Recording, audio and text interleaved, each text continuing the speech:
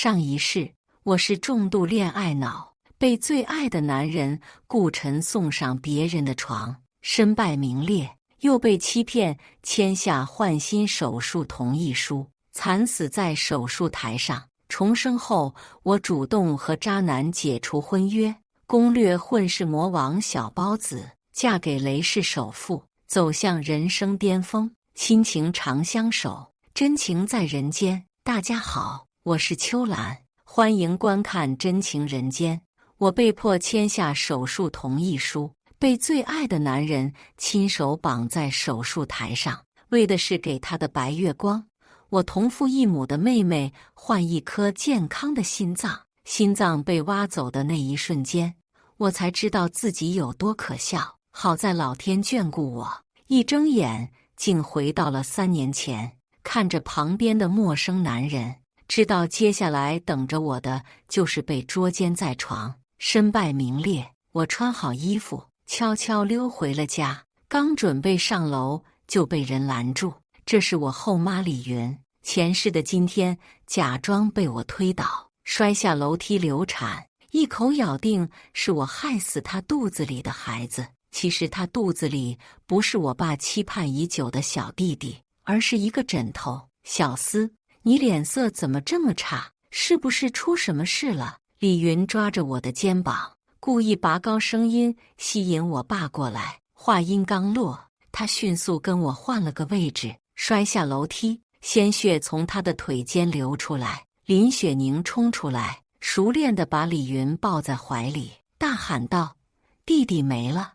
我不禁冷笑一声，还没送到医院，怎么就确定李云肚子里的孩子没了呢？前世我没注意到，现在却清楚地知道，那些血不过是李云母子提前准备好的血包。淡定地看着他们演戏，我爸赶了过来，正要抱着李云去医院，被林雪宁拽住，指着我道：“爸，我刚刚看到了，是林思推的妈妈。林思，我妈对你那么好，你怎么能做出这么歹毒的事？那可是爸期盼了很久的儿子啊！”林雪宁也不管他妈，跑上楼梯，指着我的鼻子骂道。我推开他，径直走到了李云面前。我爸气上头，伸手就要打我，却打在了沾满血的枕头上，目瞪口呆。李云母女也傻眼了，因为他们亲眼看着我从李云的肚子里抽出了枕头，自以为天衣无缝的计划就这么被我识破了。我爸恍然大悟，怒不可遏，原本要打我的巴掌落在了李云脸上。李云跪在我爸脚边，哭道：“小雪到了嫁人的年纪，要是一直是私生女，找不到好人家，我没办法才会这样的。她也是你的女儿啊！”他又把林雪宁拉着一起跪下。在我爸眼里，女儿远不及儿子重要，抬脚就把母女俩踹到一边。当初要不是你肚子里怀着我的儿子，你这辈子都没资格进林家的门，也不照照镜子看看自己什么德行。母女俩还没鸠占鹊巢，就被扫地出门。我爸看着我，愧疚道：“本来想找个人照顾你，没想到找了2个白眼狼回来，是爸对不起你。”我敷衍地应了一声，回了房间。我这个女儿在他眼里远没有利益重要。我爸去公司之前叮嘱我今天好好打扮一下，晚上要在家里设宴，定下我和顾晨的婚期。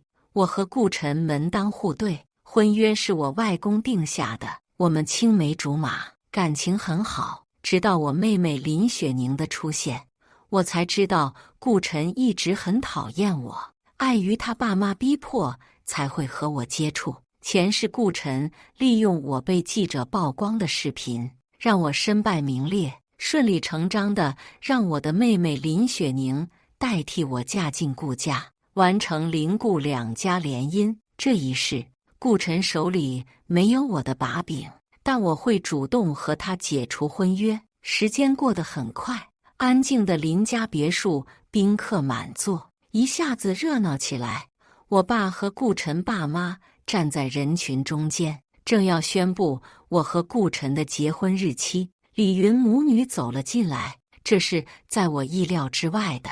李云从包里拿出一张照片，大声道：“这婚不能结，否则顾家的人要恨死我们的。”我爸拿过照片看了一眼，脸色阴沉地看向我，狠狠给我一巴掌，又把照片甩在我脸上。我怎么有你这么贱的女儿？我顾不上疼，拽着照片看了一眼。他们不止找记者曝光我，还找狗仔拍了我和陌生男人的照片，做了两手准备。顾晨爸妈看了照片，气恼道：“这种女人怎么配得上我的儿子？”顾晨爱的人是林雪宁，我们已经分手了，说好了今天对外宣布解除婚约。我现在单身，交新男朋友的权利也没有吗？我平静下来，冷静应对道：“你明明……”林雪宁曝光我，想要不只是和顾晨在一起，还要让我身败名裂，取代我在林家的位置。不甘心这事就这么被我圆过去，正要反驳，我打断他的话，提醒道：“别以为我不知道你们的勾当，现在不过是给你们一个台阶下。你要不想失去嫁进顾家的机会，最好闭嘴。这件事不在我的掌控之内，现在也只是强装镇定，威胁他，尽量不让我自己落得背叛顾晨的名声，便宜了这对狗男女。”有了昨天的事，林雪宁不敢质疑我的话了。顾晨爸妈已经深信我们是在紧急公关，维护两家的名声，并未反对儿子临时改变的结婚对象。顾晨则克制内心的激动，赶忙接我的话道：“是啊，我和林思已经分开了。”我听了他的话，没有前世的心痛，只觉得无比轻松。这一世，我不会再被骗走心脏，而林雪宁那个诡计多端的女人也活不了多久，所以不用我复仇，他们的日子就很痛苦了。本以为彻底摆脱了李云母女，谁知道他们藏不住小人嘴脸，竟然把那些照片分享给宾客看，非要招惹我。好的也是富家千金，怎么沦落到和来路不明的男人乱搞了？这也就算了，还被拍到了。要是再被扒出来是个地位低下的男人，哪家的少爷敢接盘他呀？估计一辈子都嫁不出去了。他爸还指望他商业联姻呢。这母女俩引来的人，在我面前毫不遮掩地嘲讽我。林雪宁拦在我面前，装模作样道：“我姐姐也是受了渣男欺骗，你们不要这么说她。”我饶是无语地看着他，我本来看在他心脏不好的份上，不想和他继续对立下去，谁知道他主动送上门来了。他应该还不知道，雇来曝光我的记者已经被我收买了。就在我准备和他对峙时，一个男人突然出现，吸引了所有人的目光，也打乱了我原本的计划。他身材颀长，只是简单的穿着黑色西装，就让跟过来的顾晨黯然失色。这人不仅长相吸睛，身份也很亮眼，是雷氏最年轻的首富沈烨，也是我爸和顾叔叔争取合作的人。沈总，我爸和李叔叔在楼上等您，您走错地方了。顾晨没了平时的高傲劲，恭敬地为沈烨引路。我没见过沈烨，但这身西装记得清楚，可以确定他就是我昨天遇到的陌生男人。看着包括林雪宁在内女生瞳孔发光的样子，我只想逃走。他把我拦住，牵起我的手，冷漠地看向顾晨：“我是来找我的女朋友，没兴趣和你谈生意。”他的这一声女朋友，周围的人不禁嚯了一声，又羡慕又同情地看向我。之所以夹着不该有的同情，是因为他有个5岁的儿子，在雷氏有个混世魔王的名号，帮他赶走了不少桃花。照片上的男人来路不明，身份低贱，是在说我吗？沈烨冰冷的眼眸凝向刚才羞辱我的人，他们吓得一颤，赶紧看向林雪宁，撇清关系道：“是林雪宁说的，和我们没关系。”林雪宁正要辩解，我爸和顾叔叔来了，争着和沈烨握手。沈烨强调道：“既然觉得我来路不明，那就没有合作的必要了。她不是我女儿，她和我儿子没关系。”我爸和顾叔叔相视一眼，默契回道。沈烨没理会他们，薄唇贴在我耳边，分析着我现在的处境。他告诉我，赶走了一个后妈，后面不知道还要应对多少个难缠的。只要我能搞定他的儿子，他就娶我。除了帮他照顾儿子，他不会逼我做任何事。我接受了他提出的条件。他当着所有人的面宣布我是他的未婚妻。顾晨一家怕林雪宁得罪沈烨的事会牵连到合作，紧跟着正是撇清和林雪宁母女的关系。林雪宁母女为我设的局，最后让他们自己成了宴会上的笑话。我爸和顾晨一家把沈烨拉去楼上谈合作的事情，我一个人坐着喝酒打发时间。以前林总也不是没给别人机会做他的女朋友，到头来还不是给那个混世魔王吓跑了。也不知道一个5岁的孩子能做出什么事来，竟然吓得他们出来以后再也不敢提嫁给林总事了。这样看来，做林总的未婚妻也没什么了不起的，与其留下阴影，还不如别招惹林总和他那个儿子。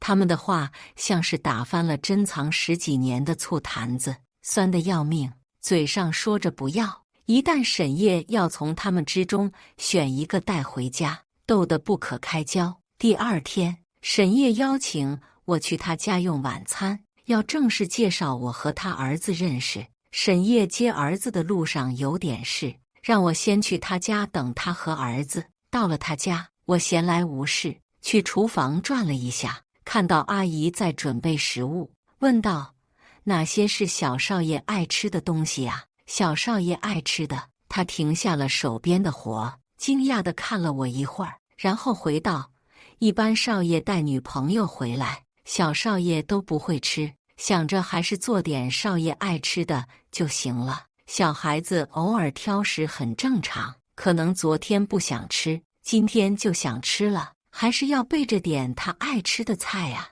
前世顾晨用我不会做饭来拒绝我。我起早贪黑去5星级酒店学习厨艺，出师后才知道这只是顾晨的借口。想着干等着无聊，不如给未来的儿子做点好吃的，顺手做了几道他爱吃的菜。菜刚摆上桌，沈烨刚好接他儿子沈骄阳回来。5岁的小孩子原本应该是个奶团子，偏偏一副厌世的表情看着我，也不知道小时候经历了什么事，莫名有些心疼。这是我的未婚妻，也是你的后妈。沈烨介绍道。小骄阳看都没看我，声音像奶冰一样冷。她是你的未婚妻，不是我的后妈。人刚要溜走，被沈烨抓了回去，小身子在他的手上扭来扭去，最后老实坐在座椅上，傲娇又可爱，这不比那些心智成熟的渣男有意思多了。小骄阳好像知道阿姨会以沈烨的口味做饭，抱着胳膊撇了撇嘴道：“爸爸，你们吃吧，这里没有我喜欢吃的。”我赶紧把我做的几道菜推了过去，有你爱吃的，我特意做的，尝尝。小骄阳愣了愣，看向沈烨：“爸爸，你什么时候跟我一个口味了？这里没有我爱吃的，应该都是给你做的。”沈烨回道。我听着他们两父子的对话，奇怪得很。我是专门给小骄阳做的，为什么他们还会这么说？阿姨做了这么多菜，都是她爱吃的。不了，我把我做的几道菜推了过去，期待道：“尝尝看，要是不合胃口，我可以再改进。”小骄阳看着我，一副受宠若惊的样子，开始挨个品尝我做的菜。晚餐结束，他都没搭理过我，但把我做的菜吃了大半。沈烨让我晚上留下来，代替阿姨陪小骄阳睡觉，提前适应以后的生活。小骄阳这次没有像第一次见面那样排斥我，乖乖让我睡在他旁边。躺了一会儿，我以为他睡着了，结果他突然趴在我耳边提醒道：阿姨，我爸爸一会儿就要回房间了，你现在不去就来不及了。我去他那儿干什么？我疑惑道。小骄阳反常地笑了笑，还主动拉起了我的手。阿姨，你不要害怕，我爸爸虽然不喜欢别人进他的房间，但你带我去就没事。我愣了一会儿，大概是明白他的意思了，抱着他去了沈烨的房间。这会儿他刚洗完澡，擦拭头发的毛巾遮挡着他半个身子，腹肌若隐若现。我赶紧抱着小骄阳转了过去。不是说一会儿才回房间吗？怎么早都洗好了？我无奈地看了一眼怀里的人，看他捏了捏我的手，小声说道：你想做什么就做什么，惹我爸爸生气，我会帮你求情的。我点了点头，把他抱给了沈烨。我不知道你平时和小骄阳的相处模式是什么样的，但我觉得你不该太过收敛你对小骄阳的关心。这孩子才5岁，连想跟爸爸一起睡都要找别人当借口。有时间你真应该多陪陪你儿子，今晚你就陪他睡吧。这是故事书，给他讲讲故事，耐心点，他才5岁。我忽然想到，我爸以前也是这样的，忍不住替小骄阳抱不平。好在这沈烨对他儿子是真关心，只是不会主动，怕他一会儿别扭又要把儿子送回去。我朝小骄阳投过去，我讲义气吧的表情，赶忙给这父子俩腾了位置，从房间里出来，如释重负，帮小骄阳完成心愿。这下他或许就不会排斥我了吧。我刚回房间，看到阿姨把我的行李收拾了出来，看到我像看到鬼一样。林小姐，你不是从少爷房间里出来，怎么好好的？我疑惑了，去沈烨房间而已，又不是去什么龙潭武学，当然好好的呀。阿姨想到什么，质问道：小少爷呢？你把他怎么了？他这会儿在他爸怀里睡觉呢，你怎么了？这会儿换我质问他了，我能对一个5岁的小团子做什么？他这话像在说，今晚不是我出事，就是小团子会出事一样。他没有因为我的话安定下来，更惊讶了，怎么在少爷床上的不是你，是小少爷？这话说的，我又不是沈烨儿子，去他床上干什么？后来我才知道，沈烨带回来的女人，没有一个偷偷爬沈烨的床的，最后都会被沈烨无情扔出来，再经受混世小魔王的整蛊。我离开沈家的时候，别墅的佣人个个目送着我，带着浓浓的同情，盯得我浑身不自在。本以为回了家就能清静一会儿，谁知一开门就看到了李云母女，两人正直勾勾地盯着我，恨不得要把我生吞活剥了吃似的。哟，回来的比我想象的早，沈总以前带回去的女人也还能撑个3天呢，估摸着连门都没进去，在外面冻了一夜。母女俩阴阳怪气道。我没搭理他们，径直走向我爸，质问道：他们怎么回来了？李云这次真怀了你弟弟，是我亲自带他做的检查，不会再有什么岔子了，以后你可要改口叫他妈了。我爸突然换了一副面孔，恨不得把最好的东西都给了李云，包括让我喊陷害我的人一声妈。还真被沈烨说准了，只要能给我爸生儿子的，我迟早要给他腾位置。我把记者和李云见面的视频交给我爸，冷声提醒道：为了达到自己的目的，不惜让林家的声誉受损，你让这样的人进门，是引狼入室。他话音刚落，爸爸狠狠给了我一巴掌，训斥道：林思，你怎么说话呢？要是气到你阿姨，伤到你弟弟怎么办？我看该滚出这个家的是你。我愣住了，这个别墅和林氏集团是他继承我外公的，就算是我爸，也没有资格让我滚。他有妈生，没妈教养，所以才有这么不顾人的性格。别跟一个小辈计较，气坏了自个儿的身体也不值得。李云帮我爸顺了顺气，真把自己当成这个家的女主人。小厮，还不快跟你爸道歉！我攥着双手，愤怒地看着他，赶我走还不够，现在还要内涵我没有妈妈教养。他一个鸠占鹊巢的人，有什么资格智慧我和妈？我走上前，狠狠给了他一巴掌。他和我爸都愣住了，还是林雪宁先反应过来，伸手要打回去替他妈抱不平。我反手又是一巴掌，打得他原地打转。李云呼的大叫一声，躺在沙发上，摸着肚子哭道：“好疼！”我爸心疼不已，哄好了李云，朝我吼道：“我没有你这样的女儿，收拾你的东西滚！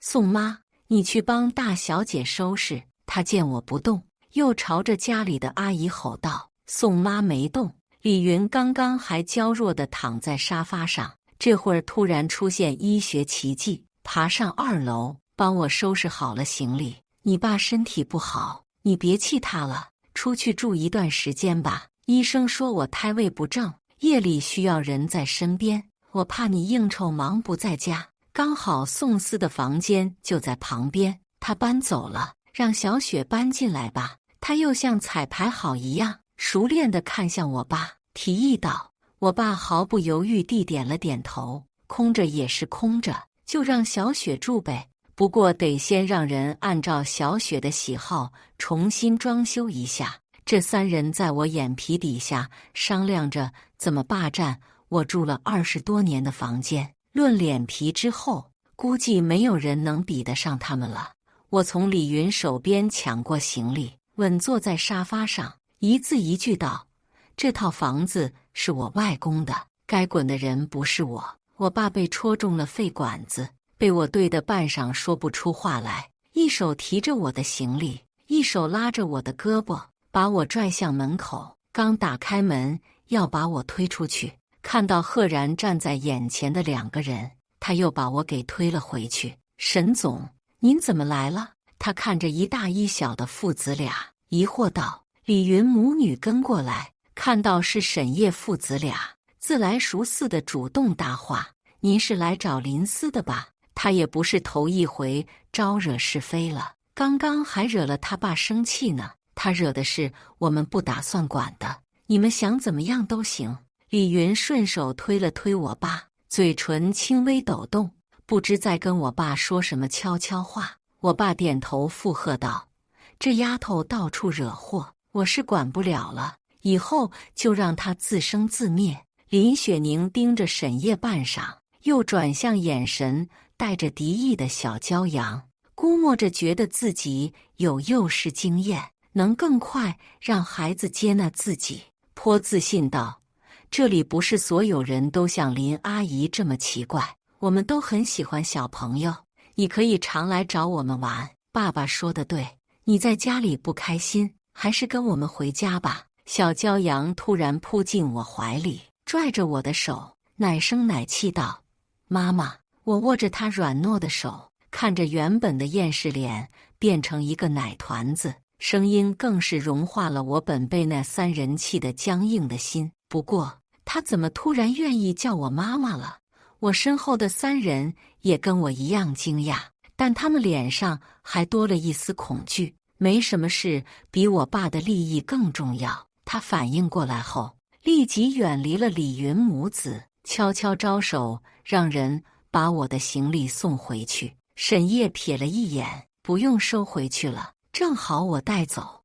我爸又乖乖地把我的行李送到沈叶手上。妈妈，我觉得他们好像一种鸟啊。本被晾在一边的李云母女得到了小骄阳的关注，受宠若惊地笑了笑。林雪宁热情地走了过去，发出甜的发腻的声音：“什么鸟呀？像斑鸠鸟，强占喜鹊的窝，晦气。”小骄阳别过脸，朝我甜甜地笑了笑。我捏了捏他的脸，回头看向林雪宁，他笑容瞬间僵硬下来。小骄阳又走到我爸面前：“本来以为你是我外公，但你刚刚好像要把我妈妈赶出来。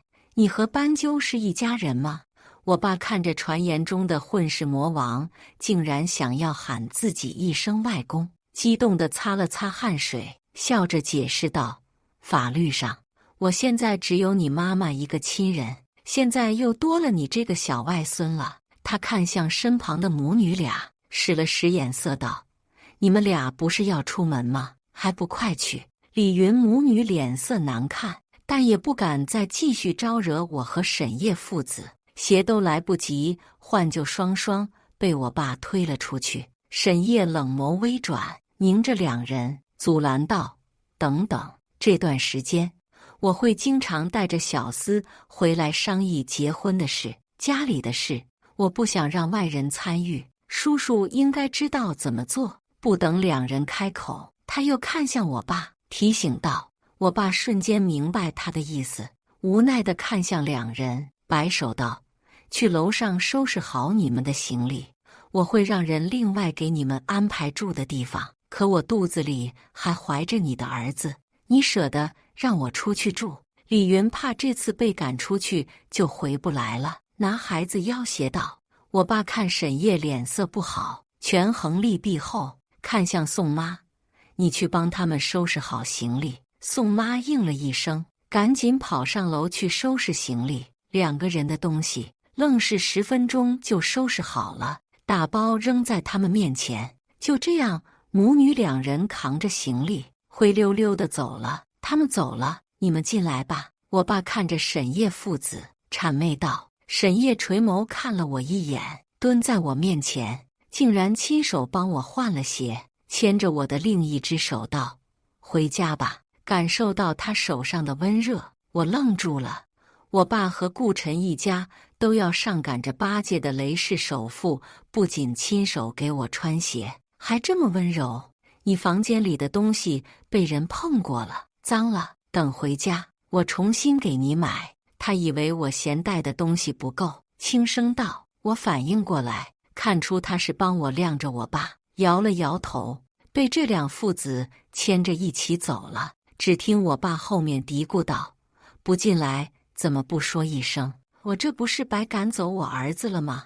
我和沈烨默契地回头看了一眼，看到的是我爸秒变谄媚的脸。“你们慢走，路上小心，不用挂念我。”出了我家别墅，我松开了沈烨的手，客气道：“谢谢你。”我握紧小骄阳的手，越看越满意。不用自己受罪，就得这么个乖儿子，真不错。车上我和小骄阳相处得很好，都快忘了车上还有沈烨这么个人。回家后，小骄阳刚要拉着我上楼，就被沈烨抓去书房学习，只剩下我们2个人四目相对。骄阳接纳我了，我们之间的合约算是生效了吧？我看他一直盯着我，主动搭话道。他点了点头，单手抄兜，取出一张邀请函来。7天后是顾晨和林雪宁宁的婚礼，你和我一起出席他们的婚礼。顾晨爸妈一心想要促成和沈烨的合作，为了不得罪林爷，他们至少短时间内是不会接受林雪宁宁的。怎么突然要结婚了？沈烨似乎察觉到我在想什么，主动解释道：“他们的婚事是我促成的。”为什么？我饶是困惑，首富都这么闲的吗？他淡定回道：“为了打消和顾晨破镜重圆的念头，你不是说只要我嫁给你，会给我绝对自由吗？我不想去他们的婚礼，好不容易摆脱了顾晨那对狗男女给我带来的噩梦，我可不想再看到他们，就当从来没认识过他们好了。”沈烨挑了挑眉道：“既然你不想，那就不去。晚上我要休息的时候，小骄阳抱着棉娃娃，奶声奶气的要和我睡。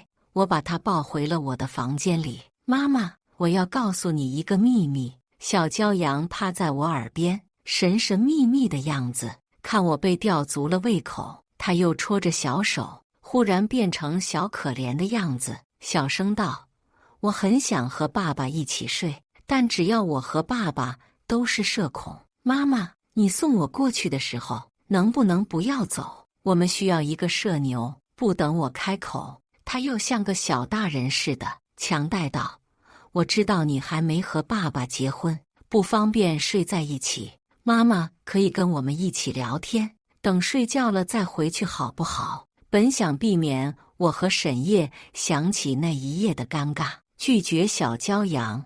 看着他渴望的眼神，我心软了，抱着他去了沈烨的房间。我们3个人躺在床上，我正想着怎么找话题调节气氛时，看着小骄阳不停抖动的小嘴，不禁怔住。说好的社恐呢？我和沈烨对视一眼，又紧张地收回视线。小骄阳拉着我给他和沈烨讲故事，我捧着故事书慢慢投入。手机不合时宜地响了起来，我回头看了一眼，是林雪宁被拉进了名媛群里，引起一阵热聊。我本来也不大喜欢在群里聊天，偏过头继续给小骄阳读故事，手机响得更频繁了。我正要伸手把手机调成静音，捧着故事书的手麻了，僵持在半空中。方便让人看到吗？沈烨修长的胳膊伸过来帮我，想到什么又立刻停手，绅士道：“我想着不过是些群消息。”摇了摇头，他放心地拿起手机，正要关掉静音，看到弹出来的消息框，不禁停住手，眉头深锁。沈氏千金，顾晨和小厮青梅竹马，感情好的让我们羡慕，怎么突然解除婚约了呢？顾妈前些日子找了个风水大师，说小厮和我儿子八字不合，自从他们订婚后，我们2家遇到不少麻烦，所以商量了一下，解除婚约。说完，他发了一个关于我和林雪宁八字的测试结果，1分钟后又删除了，但也足够让活跃在群里的人看清上面的内容，显示我这人天生自带霉运，会连累身边人。林雪宁则完全相反，顾妈发错图片了，这是小厮的隐私，请大家不要传播。我看着他自导自演的信息，不禁冷哼一声，明明是我有了更好的选择，甩了他儿子，他却强行挽尊，给我强加一个霉运的人设，真够可笑的。群里因为顾妈妈发的图炸开了锅，所谓的名媛群也不过是他们互相攀比，打探对方底细的地方，所以他们抓住我的把柄后，聊天内容基本上都是在暗讽我。手机是沈烨递给我看的，所以群里的消息他也看到了。别看这些无聊的东西，他把我的手机关了，安抚道。我点了点头，继续给小骄阳讲故事。一觉醒来，看到床上只有我和小骄阳，才松了一口气。7天后，沈烨说要给我一个惊喜，到了地方我才知道是来参加顾晨和林雪宁的婚礼的。不是说好了不来的吗？我拉着他就要走，想到什么又停了下来。份子钱给了吗？见他点了点头，我又拉着他走了进去。钱都给了，不搂席岂不是亏了？刚进入会场，沈烨这个香饽饽就被一群想合作的老总围了起来。我懒得听他们那些枯燥的东西，专注搂席。在餐区转了一圈，一个能入口的都找不到。当初他和顾晨订婚的时候，也没有这么寒酸啊。我摸了摸口袋里个人的戒指盒，四处找着顾晨的身影，正好趁着今天把当初他送我的订婚戒指还给他。本来应该待在新娘化妆间的林雪宁，拖着厚重的婚纱来大厅也就算了，天还朝我这个略显狭小的地方挤了过来，身后还跟着几个眼熟的名媛。顾晨昨天陪我挑了一天的结婚戒指，他不喜欢陪人逛街的，但陪了我这么久，感觉有点委屈他了。林雪宁抬起手，手上的钻戒在灯光下闪闪发光，眼神时不时投过来，身后跟着的人听了羡慕不已。以前顾晨有女朋友的时，从未看过他陪别人逛街，可见你才是真爱呀。有些人自带霉运被退货了。上次被沈烨带回别墅，不到1天就被赶出来了，真是丢死人了。林雪宁朝我看过来，嘴角勾起挑衅的笑。明明知道我没有被沈烨赶出来，但什么都不说，享受着别人的追捧和讽刺我带来的快感，靠着压制别人才能得到快乐。这样的人真够悲哀的。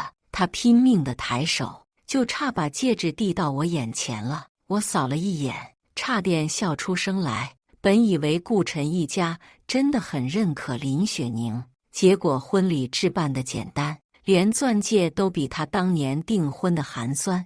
顾家那么多古董款，怎么就舍不得拿出来给未来儿媳妇一个？也难怪顾晨陪他跑了1天，才找到这么个性价比极高的款式。那些人精似的，怎么可能辨别不出他手上的戒指不值什么钱？不过利用林雪宁背刺我罢了。我正要离开，顾晨来了。林雪宁的声音也娇软了一个度：“老公，你别当着姐姐的面对我这么好，毕竟以前……”他故意欲言又止，引来大家一阵嘲笑。如果前世的我一定会被激怒，但这一世我巴不得这2人锁死。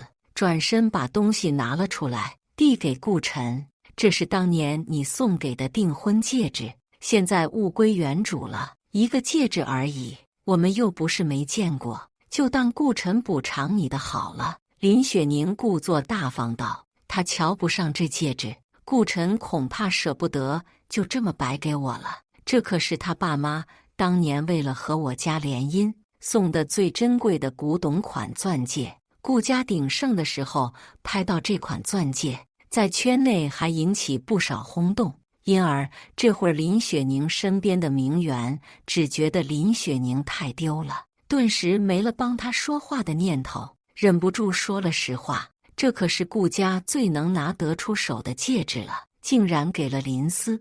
不是说顾家最看重林雪宁吗？送那么一个破戒指，要不是为了刺激一下林思，我都夸不出口。顾家什么时候这么吝啬了？林雪宁笑容瞬间凝固，委屈地看着顾晨。顾晨此刻脸色比他还要难看，强扯出一丝笑对我：“雪宁经常说胡话，你别放在心上。戒指谢谢你还给我。”他怕我不给，直接伸手来要，拿到手就揣到了兜里，让林雪宁伸过来的手扑了空。顾晨看了一眼他手上的戒指，别扭地看了一眼我，冷着脸道：“不是说了让你低调点吗？还不快回去！”林雪宁嘴唇抖动，还想问些什么，被顾晨强行拉走。2人一路推搡，显然是吵架了。大概过了1个小时，婚礼开始了。顾晨和林雪宁再出现在大家面前，又是恩爱的样子。我没找到沈烨，以为他有事回去了，找了个不显眼的位子坐着。台上新人走着流程，轮到双方父母说话。第一个拿到话筒的是能说会道的顾妈妈。曾经也有人劝过我，说为什么不继续留着能对我们家业更有帮助的人。后来我发现，与其联姻，不如能找一个能忘我儿子的。自从我儿子和雪宁在一起以后，我们顾氏集团的股价那是节节高升啊。话刚说完，一个穿着黑色西装的男人跑上了台：“董事长，顾氏集团的股票跌停了。”说来巧，他说这话时刚好对着顾妈妈的话筒，一字一句全场都听得清清楚楚，引起一阵轰动。顾氏集团的股价就算一直跌，彻底停掉，至少也得1个月的时间啊。今早顾氏集团的股价是不是还升了？也就看新人仪式的时候，我没看股价，这就跌停了。顾太太找的那个大师测八字，我好避个雷。他们口中的顾太太此刻愣在台上，一言不发，也不知是被打脸尴尬的，还是被股价跌停吓的。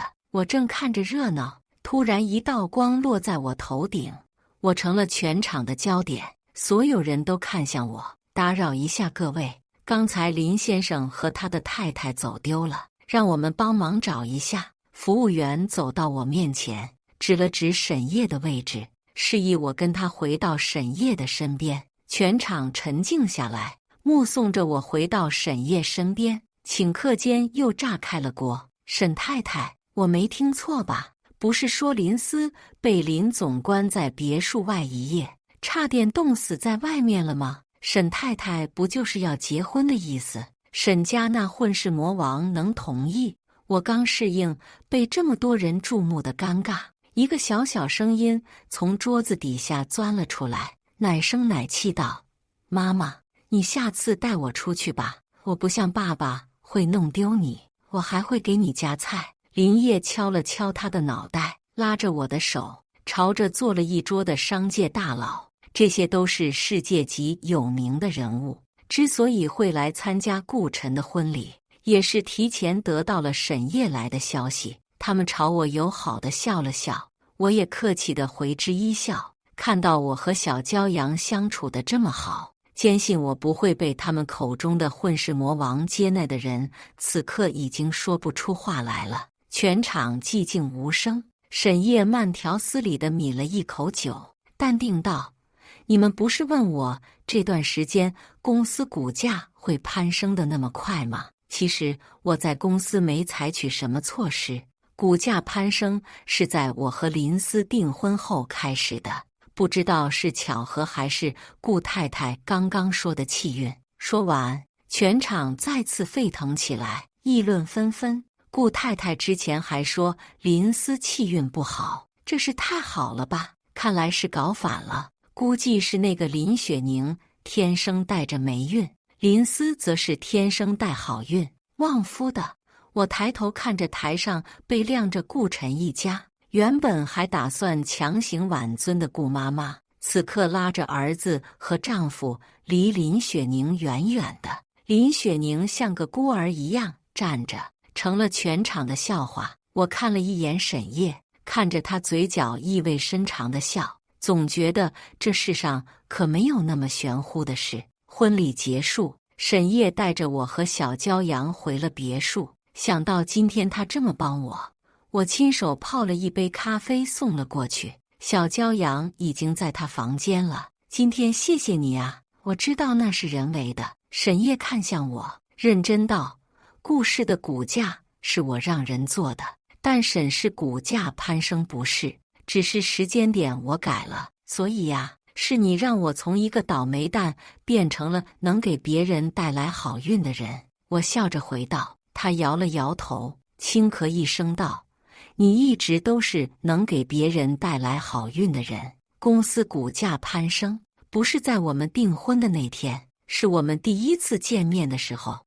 我回忆了一下他说的第一次见面，脸色涨红。他逐渐靠近我，声音哑沉。其实话还没说完，我的手机不合时宜地响了起来，是我爸打来的电话。林雪宁肾衰竭，李云拿着孩子怂恿我爸去找我要一颗健全的心脏。小思啊，这么多年，爸爸只有一个愿望，就是要一个儿子。你是我的女儿，帮我完成愿望是应该的。不过你不想回来，我也奈何不了你。但我怕看到你妈妈的东西，睹物思人，打算全都烧掉。我爸威胁道。他说的那些遗物不是什么珠宝首饰，而是我妈的手稿，倾注了我妈一生的心血，所以我不愿给林雪宁换肾，还是赶了过去。不过林雪宁明明是心脏衰竭，却联合我爸骗我是肾衰竭，这是想要我死，还要让我蒙在鼓里呀。不过这一事我可不做什么冤大头了。我知道我爸一个秘密，为了给他面子才没公开，现在是时候了。我按着检验单来到医院，病房里传来李云的哭声，见我走过去，哭得更凶了。小思，只要你愿意换个肾，雪宁就有救。雪宁好好的，我不会伤心，你弟弟也能顺利生下来，这样你爸爸也会高兴，肯定不会烧了你妈妈的遗物的。李云劝道。我冷哼一声，一字一句道：“他就是死了，我也不会同意换肾。你不换肾，我没有的女儿活不下去，干脆带着儿子去陪他算了。”李云一边抹着眼泪，一边装模作样捶打肚子。我看着他，觉得饶是可笑，把检验单扔到他面前：“我爸都不能生育，哪来的弟弟？你胡说什么呢？”我爸愣住了，我指了指检验单，解释道：“还记得我5岁那年，你出过一次小车祸吗？那次诊断出你不能再生育，我妈为了保住你的面子，才坚持说不要孩子。可怜我那妈妈，一心为了我爸着想，却成了我爸背叛她的理由，郁郁而终。”我爸被我勾起了回忆，拿起检验单，核对着个人信息，脸色越来越难看，喷出一口血来。他又撑着身体看向李云，复杂情绪全积蓄手上，狠狠地甩了李云一巴掌：“你他妈的竟敢在外面偷人！”这巴掌落下去，打得李云直接晕了过去。我爸也因接受不了事实，倒在了李云身上。看着两人狼狈的样子，我脑海里只剩下2个字：活该。我把2个人交给医院，不想继续管他们，径直离开。刚走过医院长廊，一个熟悉的身影正等着我，是顾晨。他满脸胡渣，比任何时候看着都要憔悴成。这场景上一世我也见过，他为了自己的白月光林雪宁，假意说爱我，说补偿1颗肾给林雪宁，就可以没有负担的和我在一起。那时候我信了，死在了手术台上。看他走过来，我悄悄打开了手机录音：“小思，离开你的这段时间，我才发现我根本离不开你。”他抱着我，说着令人作呕的话。我冷声道：“你现在已经和林雪宁在一起了，好好跟他过日子吧。小思，只要你答应换1颗肾脏给他，他就答应和我离婚，成全我们。”他扶着我的肩膀，极力地劝我同意。和林雪宁相处之后，我才知道他才是那个令我恶心的人。跟他在的1分1秒，我都嫌恶心。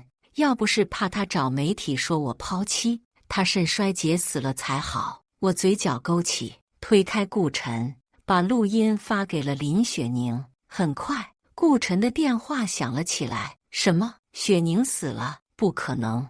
我面无表情地看着他崩溃的样子，又把他和私人医生勾结的消息发给了警察。他们效率很快，不到1个小时就赶了过来，感激地和我握手。这名医生数年来非法行医，害死不少无辜人，多亏你提供线索，现在人已经抓获。顾先生，凶手对你是帮凶的事供认不讳，请跟我们走吧。他们又看向顾晨，直接铐住他的手。顾晨慌张地打了电话，只听他大声道：“什么？公司破产了？”手机从他手上滑落，彻底失去了希望，如行尸走肉一般被带上了警车，扬长而去。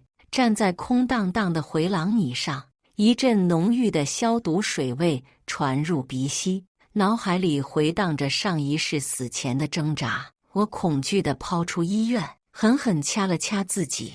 睁眼，林叶正牵着小骄阳站在我面前。不做恋爱脑，能好好活着，真好啊！感谢大家的观看，欢迎大家在下方评论区讨论。如果你喜欢这类故事，记得点击订阅《真情人间》，并分享给更多的人，这会对我帮助很大。再次感谢大家的观看。